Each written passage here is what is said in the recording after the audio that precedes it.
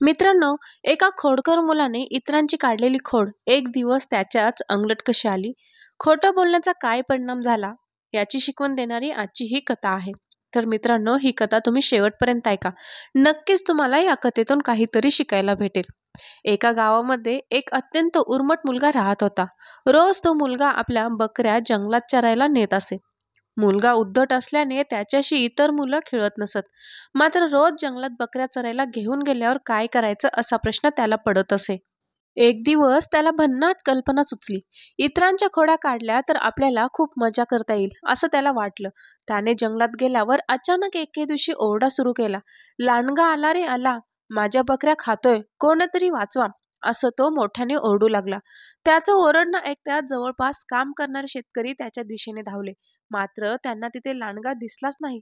त्यांनी त्या मुलाला विचारलं की तू असं का केलंस. त्यावर त्या मुलाने त्यांना आपण कसं मूर्ख बनवलं असं सांगितलं आणि जोरजोराने हसू लागला.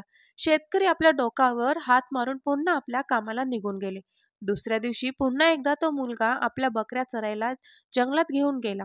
पुन्हा त्याने मोठ्या मोठ्याने आरडाओरडा सुरू केला. लांडगा आला रे आला, माझ्या बकऱ्या खातोय, कोणीतरी वाचवा, असं तो मोठ्याने ओरडू लागला. त्याचं ओरडणं ऐकून पुन्हा एकदा तेच शेतकरी धावत गेले. मात्र पुन्हा एकदा तो मुलगा झाडावर चढून मोठ्या मोठ्याने हसू लागला. पुन्हा एकदा शेतकऱ्यांना त्याची खोडी समजली आणि ते कामावर निघून गेले. तिसऱ्या दिवशी पुन्हा तो मुलगा आपल्या बकऱ्या चरायला जंगलात घेऊन गेला. आता मात्र खरोखरच लांडग्याचा एक कळप तिथे आला आणि त्यांनी त्या मुलाच्या बकऱ्या फक्त फस्त करायला सुरुवात केली. ते पाहून घाबरलेल्या त्या मुलाने लांडगा आला रे आला, माझ्या बकऱ्या खातोय, कोणतरी वाचवा, अशी अरोळी उठवली. त्याचं ते ओरडणं आता मात्र शेतकऱ्यांसाठी नित्याचीच बाब झाली होती.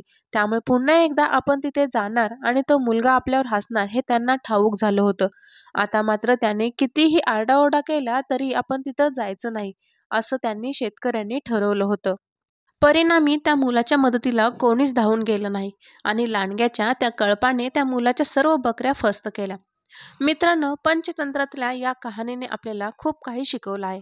आपण कधीही खोटे बोलू नये, कारण खोटे बोलल्यावर कधीही विश्वास ठेवत नाही. ही महत्त्वाची शिकवण ह्या कथेतून आपल्याला मिळते. तर मित्रांनो, खरंच आपण प्रामाणिकपणे राहिले पाहिजे. आणि जर तुम्हाला ही कथा आवडली असेल तर कथेलाही जरूर लाईक करा. आणि तुम्ही जर ज्ञानवर्धक मोटिवेशनल चॅनलवरती नवीन असाल तर चॅनललाही जरूर सबस्क्राईब करा.